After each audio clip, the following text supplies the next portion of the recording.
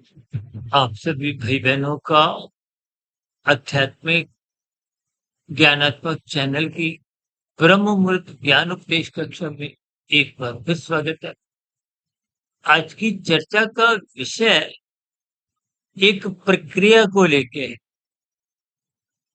इस प्रक्रिया को आप विकास की ओर समझो या विनाश की ओर समझो, क्योंकि दोनों ही स्थितियों का संबंध प्रकृति के 3 गुणों से है। देखिए, स्थितियां बहुत ही साधारण दिखते हुए भी ये प्रकृति की त्रिगुणात्मक रहस्यमय स्थितियां इतनी गहरी हैं, इतनी गूढ़ हैं, इतनी रहस्यमयी हैं कि इनको एक साधारण मनुष्य मरते दम तक समझ नहीं। एक शब्द आता है ना, मोक्ष की प्राप्ति, मायातीत की स्थिति। माया का अभिप्राय प्रकृति से है, प्रकृति का अभिप्राय तमोगुण रजोगुण की स्थितियों से है। यानी कि जब आप माया की परिधि से, माया का जो एक स्थितियां हैं, देखिए हम कर्मफल सिद्धांत की स्थितियों पर बार बार चर्चाएं करते हैं।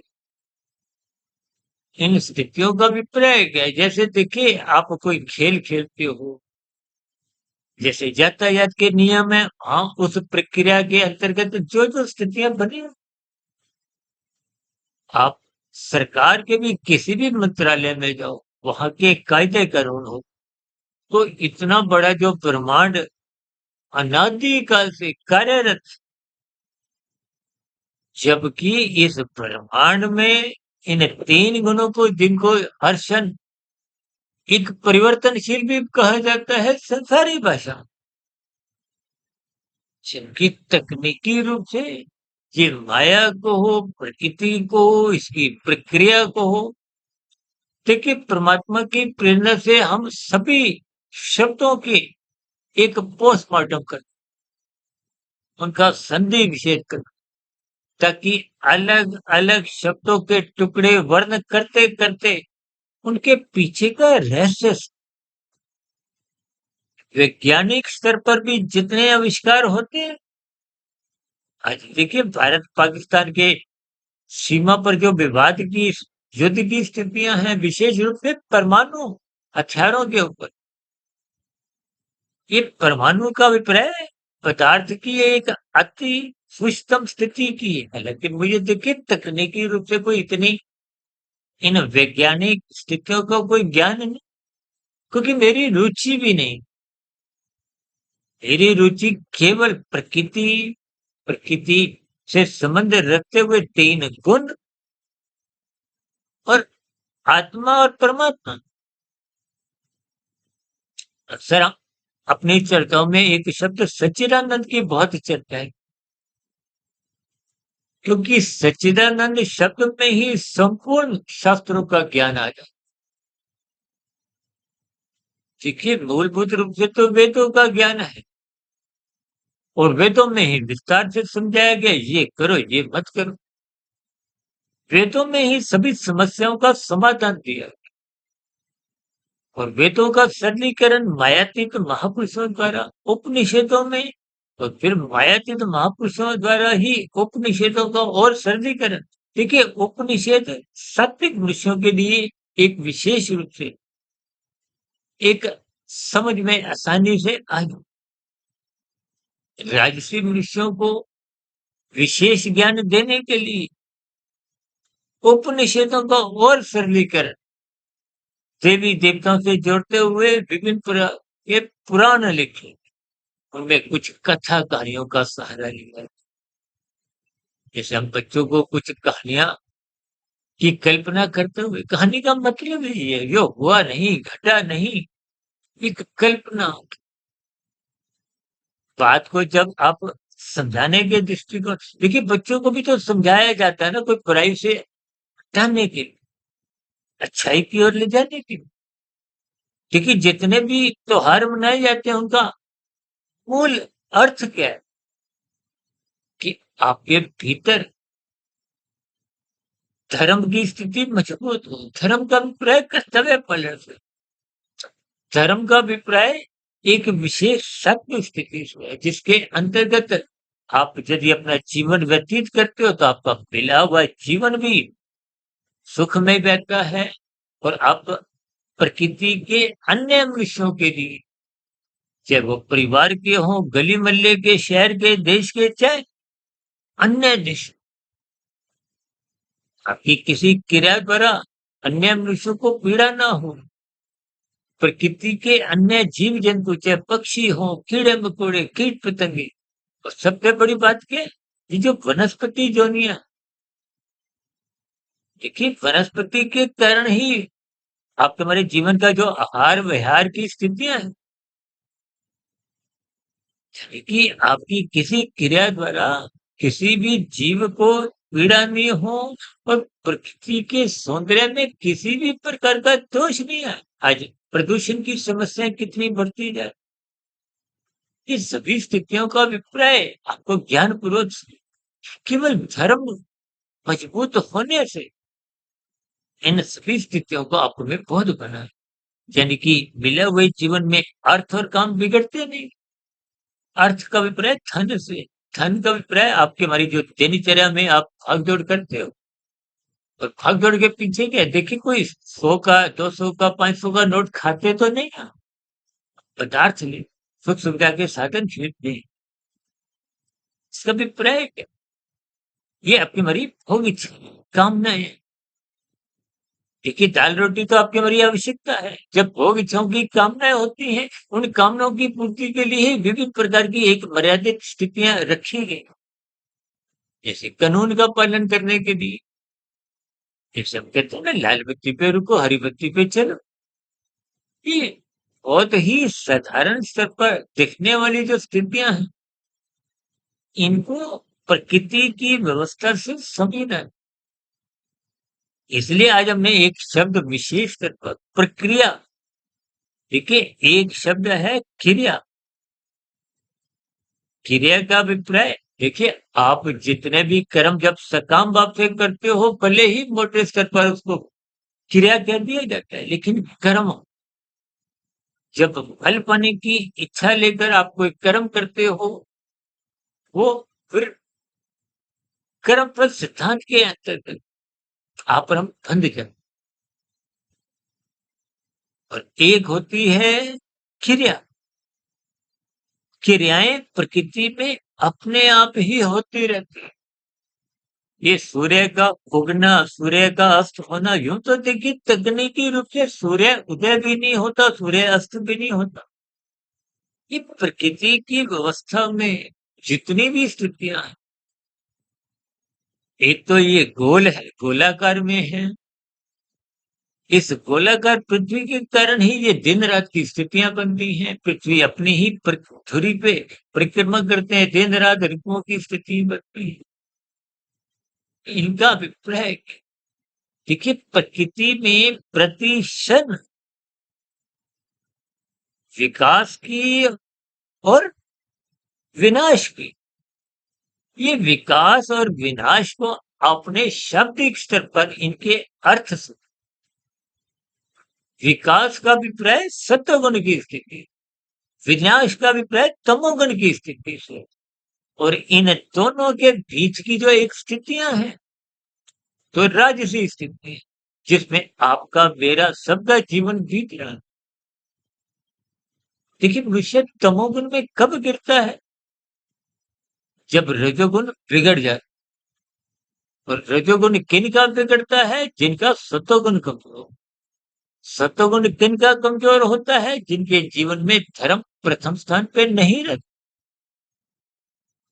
जब धर्म प्रथम स्थान पे नहीं रहता, इसका कारण क्या है, कि आप सत्संग नहीं, सत्वगुण का संग नहीं, ब्रह्म मुहूर्त में सोए रहते, गुरु के प्रवचनों को अत्यंत पूर्वक नहीं, शास्त्रों का स्वाध्याय ही नहीं करते, फिर निश्चित रूप से ये सभी स्थितियां आपका धर्म कमजोर, जब धर्म कमजोर होगा तो रजोगुण नाचता। नाचने का अभिप्राय क्या है, प्रकृति के जो आज 24/7 विषय भोगों की आसक्ति में आप और हम नाचते ही हैं। एक भोग भोगते भोगते भी देखिए, आप ब्याह शादियों में एक स्टॉल पे कुछ खा रहे हो, खाते खाते ही आपकी नजर फिर दूसरे स्टॉल पे पड़ गई, फिर वहां पहुंचकर फिर कुछ खाते हो, फिर कुछ और स्थिति आपकी यानी कि मनुष्य कुछ ना कुछ भोग चाहता है। ये भोगों का अभिप्राय क्या है? सातों दिन 24 घंटे। लेकिन नींद लेना भी एक भोग ही है। देखिए, स्थितियों को आपने शाब्दिक स्तर पे पकड़ना नहीं, पकड़ोगे तो उलझ जाओ। शाब्दिक स्तर पर स्थितियों को ज्ञानपूर्वक समझिए, उनके अर्थ समझिए। और आज की वीडियो के जिन दार्शनिक रूप से उनके भावार्थ हम समझाने का प्रयास कर रहे हैं, ठीक है, परमात्मा की प्रेरणा से, गुरुओं के आशीर्वाद से पिछले लगभग 6.25 वर्षों में हमने जो 3300 से अधिक वीडियो प्रसारित किए, उन सभी प्रसारित हो चुकी वीडियो में भी हम प्रकृति के 3 गुण, तमोगुण, रजोगुण, सतोगुण की स्थितियों पे ही बार बार प्रकाश डालते। जैसे जैसे कोई नया शब्द, कोई विषय मेरे संज्ञान में आता है, या आप भाई बंधु द्वारा कोई प्रश्न उठाए जाते हैं, या कुछ स्थितियां जो मेरे अनुभव में, कभी कभी मैं जिन स्थितियों पे वीडियो बनाता हूँ, उन वीडियो को बनाते समय जैसे जैसे विचार गुरुओं के आशीर्वाद से, परमात्मा की प्रेरणा से वो शब्दों की माला निकलती है, उनसे नए वीडियो का एक नाम को, आधार को, स्थितियां बनने लगी। लेकिन मूलभूत इन सब स्थितियों में रहने का एक ही उद्देश्य है कि आपका, मेरा, सबका जीवन आनंदमय। आनंद का दूसरा अर्थ क्या है? आपके जीवन में सुखमय स्थितियां निरंतर बनी रहें। और सुखमय स्थितियों का अभिप्राय परम सुख से, दुख रहित स्थिति। गीता में तो स्वयं भगवान श्री कृष्ण जी ने पहले ही ये सब कहा कि ये तो दुखल्य है, ये जगत, ये माया अंधकार में दुखल्य है, दुख बने ही रहते। हम तो कभी कभी यहाँ तक कहते कि दुख समाप्त नहीं होते। बड़े दुखों के बाद जब छोटे दुख आते हैं, उन छोटे दुखों में ही आपको सुख की एक भ्रांति लग, भ्रम लग। लड़कियों को सुख तो मिनटों के, अल्पकालिक, क्षणिक है। देखिए, आजकल तो ब्याह शादियों में या कहीं कहीं कुछ रेस्टोरेंट में भी बफेट सिस्टम आरंभ हो गया। आप जितना चाहो खाओ। अब उन बफेट वालों का, रेस्टोरेंट वालों का, बैंक्वेट हॉल वालों का, होटल वालों का भी तो कुछ आकलन है कि इससे अधिक मनुष्य खा भी नहीं सकते। देखिए, इसका अर्थ क्या है कि आपके हमारे भोग एक सीमा के बाद आप थक जाते, फिर आप स्वयं ही छोड़ दे। देखिए, आप पहला भोग भोगो, आप आरंभ में उत्सुकता होती है, उमंग होती है, उल्लास बना रहे, और भोगते समय कुछ तृप्ति मिल जाए, अंततः वो तृप्ति बनी नहीं रहे, वो दुखमय स्थितियां। देखिए, पहला रसगुल्ला खाओ तो अच्छा लगता है, दूसरा उतना अच्छा लगता ही नहीं, और तीसरा चौथा दूसरे की सापेक्ष तुलना में और कमजोर पड़ जाता है। पांचवा छठा आप खाते ही।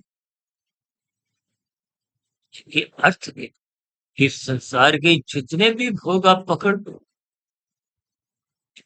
वो अंतोगत्वा भोगने के बाद छोड़ने को आप और हम विवश हो गए।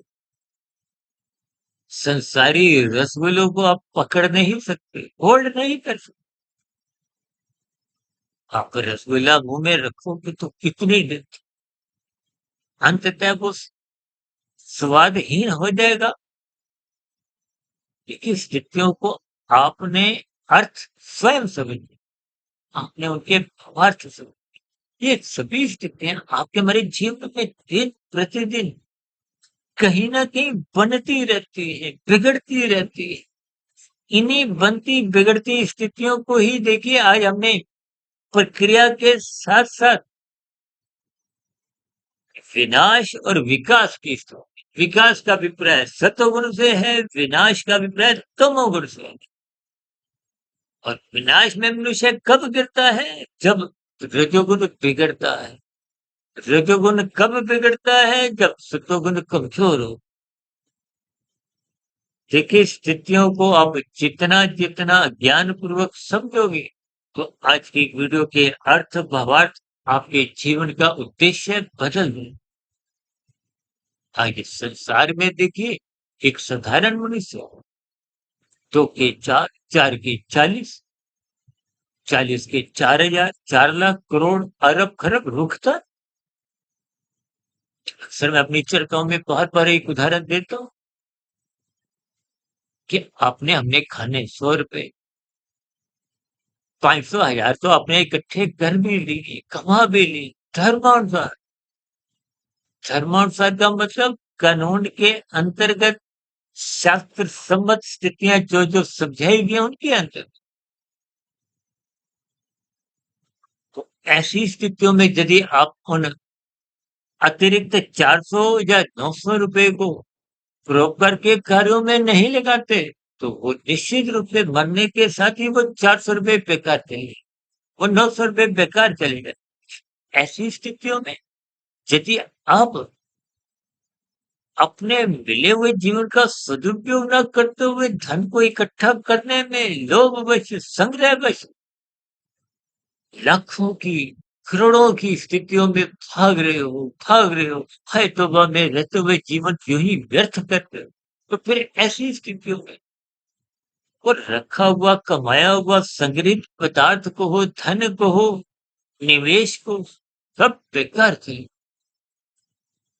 देखिए, आज तक आपने कितने ही ऐसे लोगों की मृत्यु देखी, चाहे कोई देखिए राजनीतिक स्तर पर प्रधानमंत्री हो, राष्ट्रपति हो, चाहे आर्थिक स्तर पर बहुत बड़ा उद्योगपति भी रहा हो, फिल्मी जगत का चाहे वो सुपरस्टार रहा हो, खेल जगत का नामी-गिनामी खिलाड़ी भी रहा हो, सभी के जीवन में ये सभी स्थितियाँ अपने समय पे घटती। देखिए विनाश और विकास इन 2 स्थितियों को बहुत ही क्रमबद्ध तरीके से अपने प्रकृति के 3 गुणों से संबंध जोड़ते हुए इनके अर्थ भावार्थ समझें।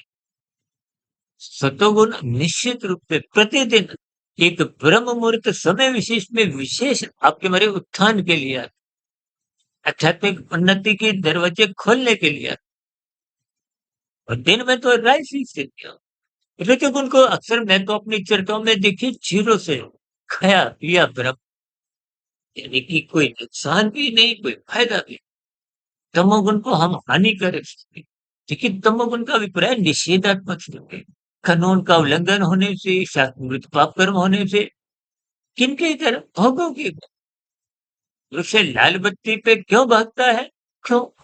2 मिनट के सुख पाने के लिए।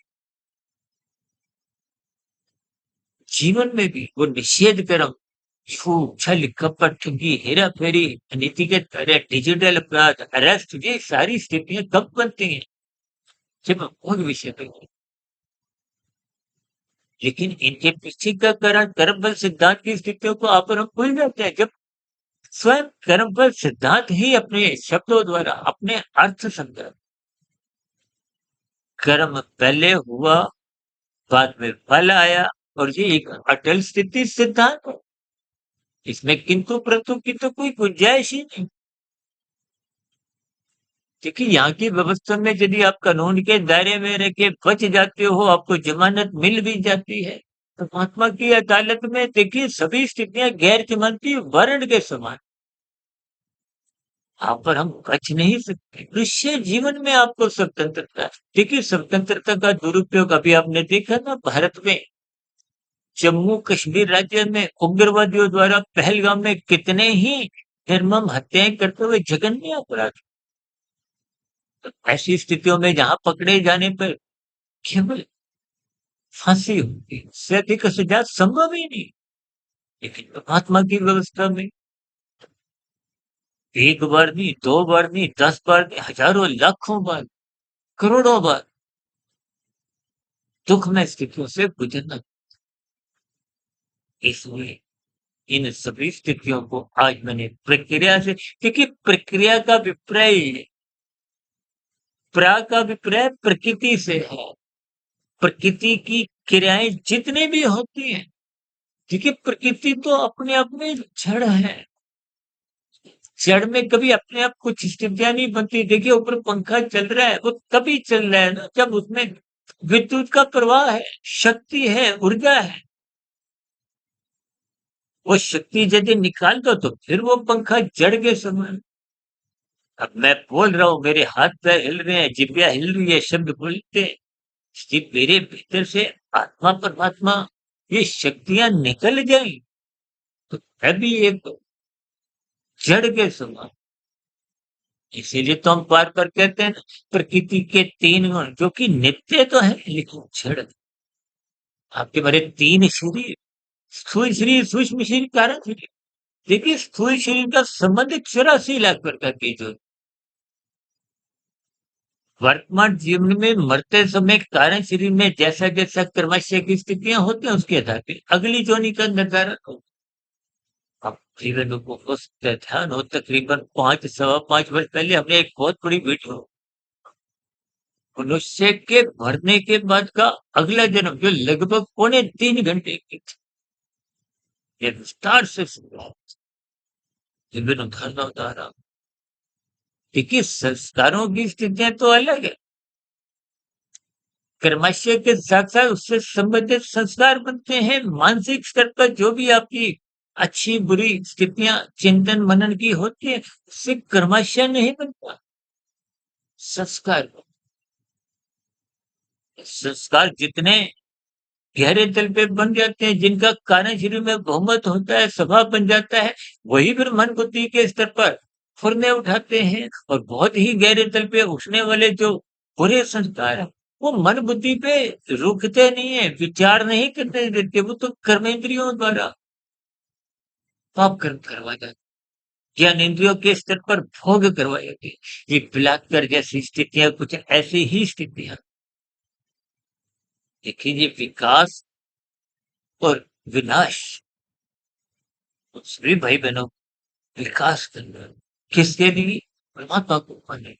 जिस आनंद को आप संसार में ढूंढते हो वो तो माया है। माया में देखिए जितने भी भौतिक सुख है वो अल्पकालिक है, क्षणिक है। विभिन्न उदाहरणों द्वारा आपको समझा ही दिए। जबकि परमात्मा परम सुख यानी कि अनंत सुख, आत्मा भी अनंत सुख सकता नहीं है तकनीकी रूप। लेकिन जितने हैं इसमें आप अपने मूल ज्ञान स्वरूप में आत्मस्थित हो जाते हो, आत्मा ज्ञान स्वरूप। ये जो हमारी भी जो 3300 वीडियो है, ये भी कोई नया ज्ञान ही नहीं देती। वेद शास्त्र उपनिषद पुराण ये भी कोई नया ज्ञान नहीं देते। ये सब ज्ञान की कड़ियां आपके भीतर आत्मा में पहले से ही। लेकिन संसारी भोगों के कारण आपने अपनी उस ज्ञान को कमजोर कर, आवृत कर दिया, ढक दिया। इन स्थितियों को ही हम किसी न किसी रूप में सजाने का एक प्रयास करते हैं ताकि मिले हुए जीवन में आपके हमारी आध्यात्मिक उन्नति के दरवाजे, साधना आरंभ, कर्म योग, ज्ञान योग, भक्ति योग की स्थितियां, ऐसी सभी सात्विक शुभ स्थितियां आपके जीवन में भी बने। इन्हीं शुभकामनाओं के साथ आज की चर्चा विशेष को यही विश्राम देते हैं।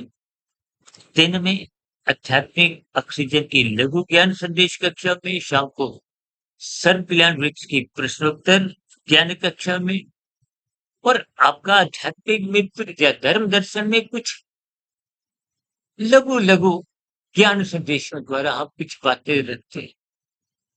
इन सभी स्थितियों का एक ही अभिप्राय है कि मेरा स्वयं का ज्ञान भी परिपक्व बना रहे और आप सभी भाई बहनों का परमात्मा से जुड़ने के लिए इन ज्ञानमय स्थितियों का लाभ मिले।